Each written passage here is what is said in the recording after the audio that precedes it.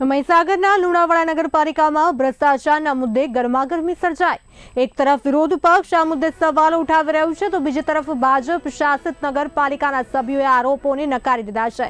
ભાજપના કોર્પોરેટરો દ્વારા ચીફ ઓફિસરને લેખિતમાં રજૂઆત કરી જણાવાયું છે કે આ સમગ્ર મામલો ભાજપને બદનામ કરવાની સાજિશ છે।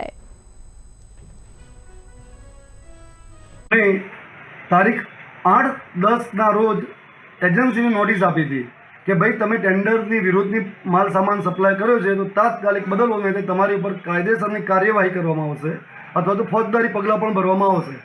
આ અમે 8 તારીખે લેખિત કર્યું છે, પરંતુ ફક્ત રાજકીય જશ ખાટવા માટે 10મી તારીખે રાકેશભાઈ આ આક્ષેપો કરી રહ્યા છે, પરંતુ એમને ખબર નથી કે જ્યારે એમના વાઇફ ઉપપ્રમુખ હતા ત્યારે આ જ એલઈડી એમણે 4800 રૂપિયાની અંદર ખરીદેલી છે। તમે અંડરલાઈન કરેલી માર્ક જોઈ શકશો। એ વખતે ક્યાં ગયો હતો ભ્રષ્ટાચાર? સર, અત્યારે જે ટ્રિપલ સીટ માટેના આપણા બીજેપીના કેટલા સભ્યો છે એ ચીફ ઓફિસરને રજૂઆત કરવા માટે ગયેલા છે સહીઓ સાથે કે ભાઈ આ 5000ની 5500ની જે ટ્રિપલ સીટ છે એના 55000 રૂપિયાના ચૂકવવા માંગે। હજુ સુધી આ બાબતનું કોઈ પણ ચૂકવણું મારા દ્વારા કરવામાં આવ્યું નથી। ખરીદી પ્રક્રિયા જેમ પોર્ટલ પરથી ગવર્મેન્ટની અધિકૃત વેબસાઇટ પરથી જેમ પોર્ટલ પરથી ખરીદી થાય છે અને આ ખરીદીની તમામ કામગીરી ચીફ ઓફિસરની નિગરાનીમાં થાય છે અને એમાં કી ચીફ ઓફિસરની જ હોય છે। એમાં પ્રમુખનો કોઈ પણ રોલ આવતો નથી, પરંતુ આ પ્રમુખ બનવા માટે હવતિયા મારી રહેલા નેતાઓ એન કેન પ્રકારે મને બદનામ કરવા માટે આ કાર્ય કરી રહ્યા છે।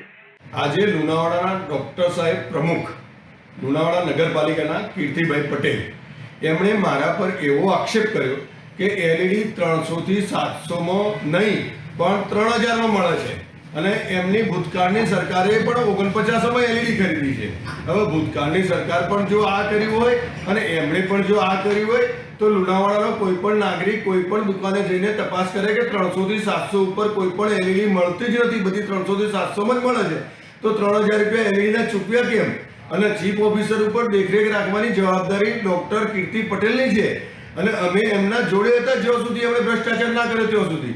જ્યારે એમણે ભ્રષ્ટાચારની કોઈ પણ વાત કરી તો જ એમની જોડે નથી।